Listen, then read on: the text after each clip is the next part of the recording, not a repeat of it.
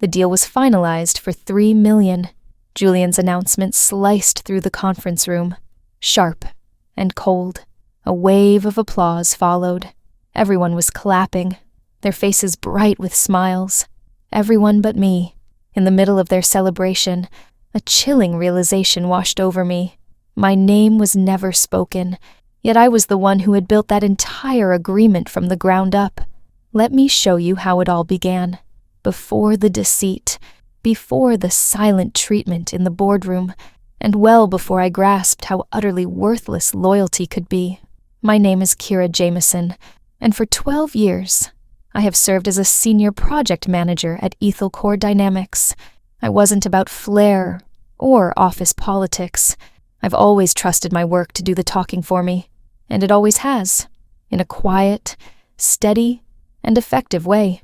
The Helios Initiative, our renewable energy platform, was my creation from day one. It represented 11 months of endless meetings, long nights with no sleep, and grueling negotiations. Some weeks, I logged 18-hour days, skipped meals with my daughter, and even scrapped a vacation I hadn't had in 5 years, all to perfect a prototype for our most important client. This wasn't merely a project for me. It was a deep, personal victory, a victory I believed would, at long last, be recognized. This was the reason I brought the pen with me to the announcement. It's an antique silver fountain pen, elegant and worn, with a few faint scratches. My husband presented it to me when I received my very first promotion. Use this when you sign something that truly counts, he had told me 20 years ago. My intention was to use it today. I had envisioned Julian presenting me with a bonus for the contract, or at the very least, a formal letter of acknowledgement, something tangible, something meaningful. Instead, I sat motionless as Julian Croft, our recently appointed CEO, basked in the accolades and combed his fingers through his expensive $300 haircut. The deal was inked, the project greenlit. The client was overjoyed, but with every word he uttered, it was as if I was invisible. And then came the twist of the knife. Julian beamed and motioned to the woman beside him. The initiative will now be spearheaded by Isla Monroe, our incoming associate director. Isla, the very same Isla who started with us just 3 weeks ago, young, with blonde hair, dressed to perfection, and possessing zero experience in renewable technology. However, as I was beginning to realize, she had a long and tangled past with Julian, a history that had no connection to clean energy. She offered a smile, like a person who had just claimed a prize. I smiled back, though my own was a hollow imitation. I felt my hands go clammy under the polished table. I gripped the pen in my bag, as if it were the only thing keeping me grounded. What was unfolding was not a simple mistake. It was a calculated erasure. I was being systematically and purposefully removed from the picture.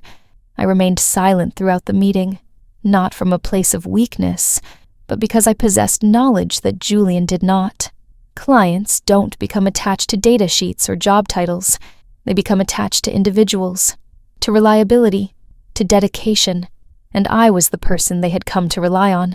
Once the meeting concluded, I calmly returned to my office, not crushed, but sharp and aware. I had no intention of pleading.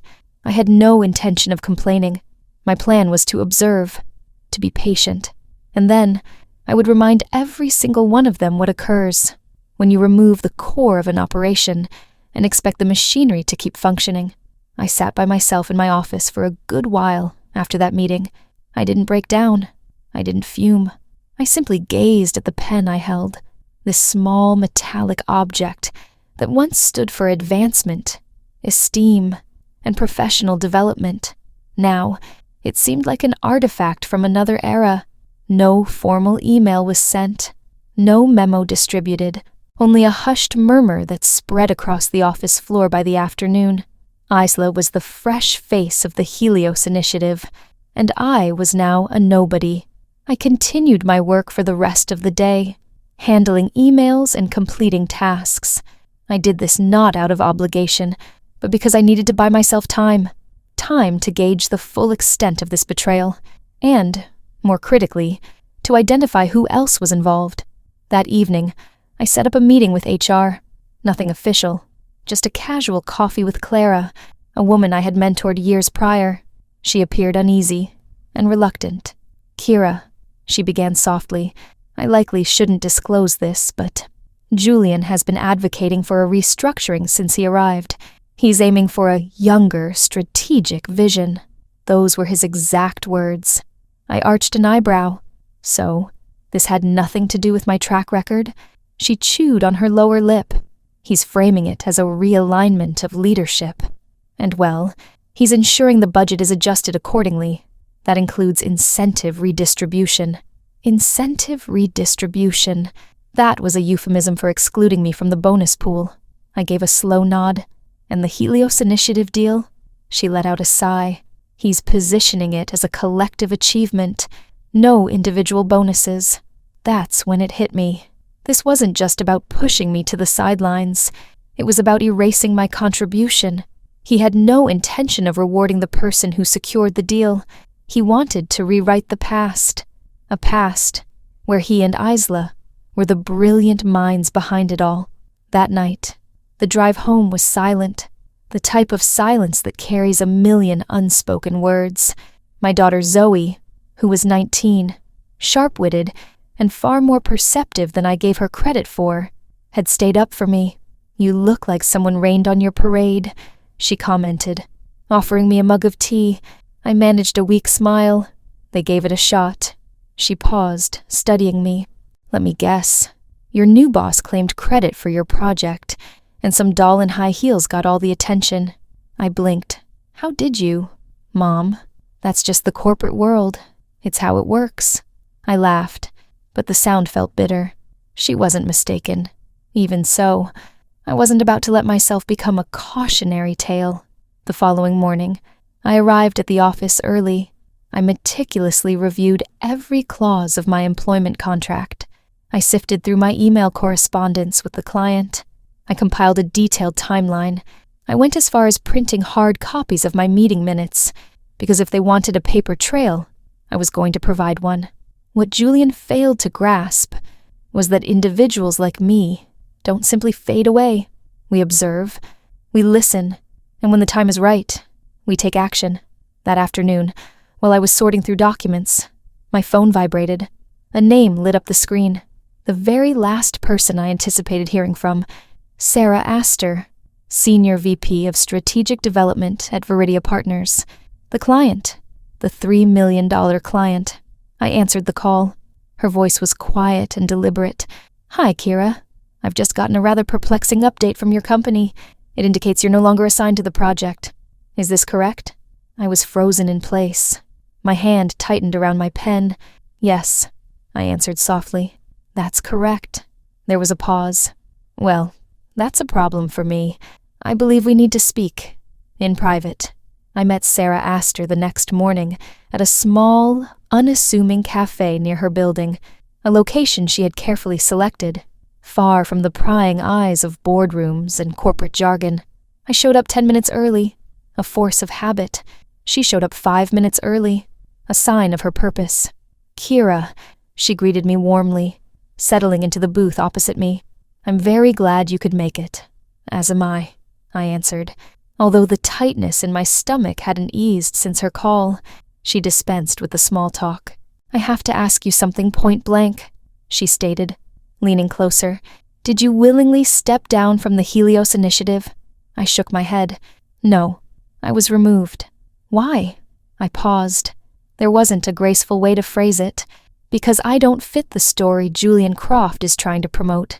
She let out a sharp sigh. That's what I suspected. What she revealed next almost caused me to spill my coffee. "We committed to that deal because of you. You established the trust. You figured out the prototype problem. You even took a last-minute flight to Austin to reassure our compliance department. Julian, Isla, they were nowhere to be found when it counted."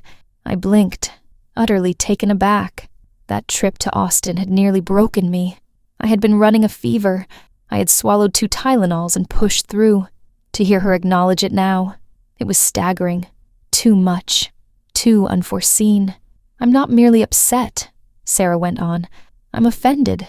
They assigned me a new contact this week, Isla. She was ignorant of the basic numbers.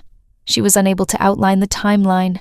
She just smiled a lot and tossed around terms like synergy and vertical integration, as if those would compensate for her incompetence. I couldn't stop myself. A small, quiet laugh escaped me. That sounds perfectly accurate. Sarah's expression softened. I've witnessed this pattern before. Capable women doing all the strenuous work, only to be shunted aside when the celebration begins. It's degrading and frustrating. Her words resonated more deeply than I had anticipated, because she was right. This wasn't solely about me. It was about every one of us who had been instructed to step aside when the rewards were being handed out. I felt a warmth spread in my chest, not of humiliation, but of a slowly building anger that was finally finding its focus. So, what's the next step? I asked, my voice firm. Sarah leaned back, crossing her arms. I want to make you an offer, and this isn't out of sympathy, because I am a business person above all. I need someone skilled, dedicated, and who understands my company from the inside out. She paused. I want to bring you on as an independent consultant, reporting directly to us. You would collaborate with our internal integration team, with the same compensation, perhaps even better. I stared at her, speechless. Independent, not through Ethelcore. This was more than a job offer. This was a realignment of power. I started, but she raised a hand. Think it over for a few days. I realize this is a difficult situation, but Julian made an error. He misjudged how steadfast clients can be when they are shown genuine respect. I nodded slowly. Thank you, Sarah. Truly, that means more to me than words can express. As we got up to leave, she gave my arm a gentle squeeze. Sometimes, the most effective revenge is simply to be recognized for who you are. As I made my way back to my car, my thoughts were racing. The sting from the boardroom, the insult of being replaced, the exhausted nights, they were all coalescing into something new. Resolve. I took out my phone and sat in the driver's seat for a moment. I didn't shed a tear. I didn't let out a scream. Instead, I smiled, a genuine smile, for the first time in what felt like an eternity. That evening, I opened my laptop and made a new private folder named Plan B. I went through every contact I had related to the Helios initiative, every email, schedule, and deliverable. I organized them into a timeline that made one thing glaringly obvious. I had been the very foundation of the deal. They hadn't just tried to exclude me, they had tried to falsify the truth. And that, above all else, ignited the determination within me. The next morning, Ela sauntered by my office in a pencil skirt that was uncomfortably tight, and a self-assurance that wasn't earned. She peered in at me as if I were old news. Oh, how mistaken she was. I picked up my phone and made one more call. Not to Sarah, to someone else. Someone I hadn't communicated with in years, but who owed me one. And just like that, the next component of my quiet campaign clicked into place. The number belonged to Heather Spears, a former colleague from my early days in consulting. She was now the senior compliance officer at Cresthaven Financial, one of Ethelcore's primary investors. We hadn't talked in nearly 5 years, not since we had both battled fiercely to stop a merger that would have eliminated dozens of mid-level positions. She had prevailed, I had not, but we had earned each other's respect for our professionalism. Now, I was calling in that respect. She answered on the third ring. Kira. Hi, Heather. I need 15 minutes of your time, whenever you're free. A brief pause, then a soft laugh. You only call when there's a fire. I'm all ears. I explained the situation, cleanly and concisely. No emotion, just the facts. The project, my removal, the flagrant attempt to misattribute credit, and the crucial detail, the client's escalating dissatisfaction. You're saying Ethelcore is on the verge of blowing a $3 million rollout with Viridia Partners because they ousted the deal lead to bring in a LinkedIn perfect model with no actual qualifications. That's the condensed version, I confirmed, my lips pressed together. She took a sharp breath. Wow, that's not just careless. That's business suicide. Precisely. Heather didn't propose a solution, but she didn't have to. I understood the dynamics of her world. All she needed to do was ask the pertinent questions during her upcoming financial review call with Ethelcore's board, and knowing Heather, she would do just that. After we hung up, I leaned back and shut my eyes. God, it felt incredible to be in motion again, not driven by resentment, but by strategy. The following 2 days were silent, almost unnervingly so. I performed my duties at work, all while monitoring the slow-burning fire I had just set. Then, on Wednesday morning, the first sign appeared. Julian canceled our department's weekly meeting. No reason given, just a single-line email that arrived at 6:07 a.m. Team, this week's check-in is postponed. We will reschedule. Postponed? That was unheard of. Julian adored those meetings. They were his personal showcase. Something had clearly shaken him. Later that day, Clara from HR sent me a coded message. Something is happening. Heather's name was mentioned in the boardroom this morning. You didn't get this from me. I smiled at my monitor, feeling a deep sense of satisfaction. So quickly, I hadn't anticipated the chain reaction to start this fast, but what followed next truly angered me. That afternoon, a forwarded company-wide email landed in my inbox. Isla had been designated the Strategic Vision Liaison for the Helios Initiative, a title so fabricated it was laughable. The memo lauded her for her energy, her fresh perspective, and this part stung the most, her deep involvement since the project's inception. Since the inception, she had been with the company for 3 weeks. I shut the email and stared blankly at the wall for a minute. It was too much, too brazen, too offensive. I had been playing the long game, but this was an attempt to rewrite the past in real time. Very well. If they craved a narrative, I would provide one.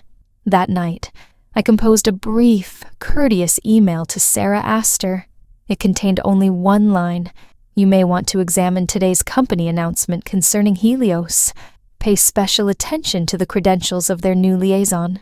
Then I sent a second email, not to a client, but to a friend I had once helped prepare for a panel at the Wall Street Journal's Women in Tech Summit. She now worked in public relations for one of the most respected B2B tech newsletters in the industry, because if Ethelcore desired exposure, I was more than willing to provide it, on my own terms. By Friday morning, the small ripple had grown into a tidal wave. I woke up to 3 new messages, 2 from former coworkers I hadn't heard from in months, and 1 from Sarah Astor. Hers was short and to the point. Thank you. I will take it from here. And take it from here she did. By 11 a.m., Ethelcore's executive wing was in turmoil. News had spread that Sarah had formally requested a comprehensive audit of the Helios engagement, specifically demanding the credentials and involvement history of the newly appointed liaison, Isla Monroe. She had CC'd 2 partners, 3 lawyers, and, most damningly, their procurement integrity officer. Julian's meticulously built fantasy was crumbling, 1 email at a time. In the meantime, Heather had also played her part. Cresthaven Financial had called for an emergency performance risk evaluation with Ethelcore's board. While I wasn't there to witness it, Clara sent me a message later. Julian looked like someone had dumped cold coffee all over his suit. Absolutely perfect. That afternoon, I stepped out for some fresh air and walked by the break room just as Isla's voice, sharp and defensive, cut through the air. They're targeting me as if I'm the one at fault. I didn't invent anything. Julian instructed me to say I was involved from the start. A beat of silence followed. Too late, Isla. You tried on someone else's career, and the outfit never fit. I continued walking without saying a word, but oh, the satisfaction of seeing the beginning of her downfall was immense. But the true thunderclap came not from a boardroom, but from a blog. The newsletter my PR contact worked for, Digital Vanguard Briefing, published a piece on the invisible architects in major tech projects, the centerpiece of the story. An anonymous source who described being pushed aside at the peak of a multi-million-dollar contract in favor of someone with the right appearance, but none of the expertise. The client had refused to proceed unless the original project lead was reinstated. The article concluded with a powerful line: "Corporate memory may be fleeting, but clients always remember who was there for the difficult parts." My phone buzzed incessantly for hours. The story gained significant traction on LinkedIn. Comments flooded in, sharing similar stories, frustrations from other women, and even words of support from past clients who recognized the pattern and had likely faced it themselves. Too relatable, too widespread, too potent to be dismissed. Later that evening, Zoe found me at the kitchen table, still scrolling through the comments. "Mom," she said with a grin, "you've broken LinkedIn." I laughed, a genuine, hearty laugh. For the first time in weeks, I felt a sense of lightness, as if I had reclaimed something no one could have given me, my own story. But for every action, there is a reaction. Monday morning arrived with a calendar invitation. Urgent. Julian Croft. 10 hours a.m. Executive conference room. No subject. No agenda. Just a palpable sense of tension. I entered the room with composure, wearing the same navy blazer I had on the day I secured the Helios deal. Julian was already there, seated between two board members. And to no one's surprise, Isla. She looked as if she hadn't slept in days. Julian got straight to the point. "Kira, we are troubled by certain narratives circulating about recent events. It would be beneficial for everyone if we could resolve this." I offered a polite smile. "I'm happy to help." "Which aspect would you like me to address? The project I managed, or the silence I maintained while others claimed my work?" A beat. A muscle in his jaw twitched. Isla looked like she wished the floor would swallow her whole. One of the board members, an older man I vaguely recognized, leaned forward. "Ms. Jamieson, would you be willing to provide us with your documentation of involvement in the Helios deal?" Would I? I had it already printed, organized with tabs, and ready in my briefcase. I took it out and passed it to him without a second thought. "Of course," I said. "Transparency is always in everyone's best interest." The board member leafed through my documents with an experienced gaze. He didn't have to ask any questions. He didn't need to. The timeline was too precise. The emails were too explicit. The truth was too blatant. Julian sat rigidly on the other side of the table, his hands clasped, his jaw set. Isla never once lifted her eyes from the table. I maintained a calm tone. Every meeting, every proposal, every client interaction, I documented it all. I'm not saying this to brag. I'm saying it because this was not an oversight. It was a deliberate strategy. I was pushed out on purpose. A long silence filled the room. Then the board member turned to Julian. "Why was this information not provided when we requested verification of project leadership last week?" Julian cleared his throat. "We were in the process of reviewing the organizational structure." A laugh almost escaped me. Reviewing the structure. That was corporate jargon, for we were hoping you wouldn't bother to check. But they had, and now the damage was done. Another board member, a woman I had briefly collaborated with on a different project, spoke up. "Julian, were you aware of Isla's lack of experience before you appointed her to lead the Helios initiative?" He faltered. "She's a quick learner, and her perspective offers an energy we were lacking." That was the final straw. The room grew still, cold. It was too much, too out of touch, too condescending. And then the older gentleman addressed me directly. "So, Ms. Jamieson, if we were to formally reinstate you on the Helios contract as the project's strategic lead, would you consider it?" My chest tightened, not with anxiety, but with astonishment. After all of this, they were offering it back. I took a deep breath.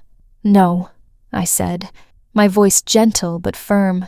The client has already invited me to consult with them directly, and to be honest, I plan to accept that offer. I'm not interested in taking a position that was only extended after public backlash made ignoring the issue untenable. The statement landed with the force of a thunderclap. Julian's face flushed crimson. However, I added, I am prepared to assist with the transition, on my own terms, to guarantee the project's success, because I value the outcome more than the appearance. That part was true. It always had been. The board members exchanged a glance. One of them then nodded. We respect your decision, Ms. Jameson, and we appreciate your integrity. We will be launching an internal review of executive project management, starting immediately. Julian was now skating on very thin ice. As I rose to depart, Isla finally looked at me. I saw something in her eyes, perhaps regret, or maybe just the shock of having her charade torn away. In any case, it was too little, too late. I exited the boardroom feeling lighter, not vengeful, not victorious, just clear. I hadn't raised my voice. I hadn't pleaded. I hadn't resorted to dirty tricks. I had simply presented the truth and allowed it to do what truth invariably does when given space. Expose, rectify, rebalance. That evening, Sarah called. You managed that with remarkable grace, she said. Did I? I asked. Oh, absolutely. Quiet strength is still strength, Kira. I smiled, and for the first time, I truly believed her. 2 weeks later, I stepped into Viridia Partners' downtown office, not as a contractor, not as a desperate ex-employee trying to reclaim a stolen position, but as a valued consultant with a contract that had only one name at the top, mine. There was no grand welcome, no red carpet, just quiet acknowledgement and a new desk with a view of the city skyline. It was more than I needed. Sarah welcomed me with a knowing smile. This feels right, she said, handing me an orientation folder. It was always meant to be this way. I agreed with a nod. It just took a detour. The initial days were consistent, straightforward, and effective. I consulted with engineers, marketing teams, and finance specialists. Not once did I have to pull rank. They listened because they had seen my work. They trusted me because I had earned that trust long before, not demanded it. Back at Ethelcore, the fallout persisted. Julian was transitioned out of his role with a cryptic press release filled with corporate jargon. Isla submitted her resignation quietly a few days later. No one was shocked. Clara from HR sent me a short message. They expected you to fade away. Instead, you stood your ground and let the truth speak for itself. That sentence stuck with me because I hadn't waged a war. I hadn't yelled, made threats, or torched any bridges. I had simply refused to be erased. One afternoon, as I was leaving a meeting, a junior analyst in her early 20s approached me, looking nervous, but with admiration in her eyes. I read that Digital Vanguard piece. I have a feeling it was about you, even if it wasn't. It felt like it was. I smiled. Maybe it was. Maybe it was for all of us. She nodded. I just wanted to tell you. It inspired me. That single moment held more value than any job title I had ever had. I had always held the belief that loyalty was important, that consistently showing up and doing the work was sufficient. But sometimes, staying silent isn't a sign of strength.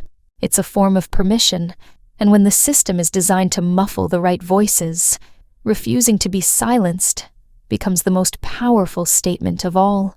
Kira's story serves as a powerful reminder that not all victories are declared loudly, and not all influence comes from a corner office. At times, the bravest action you can take is to hold your position when others try to push you out of your own story. Have you ever been pushed to the side on a project you poured your heart into? Has your quiet dedication been overlooked, or worse, claimed by someone with a louder voice, but lesser merit? We want to hear your story, because someone else out there needs to be reminded that they are not alone.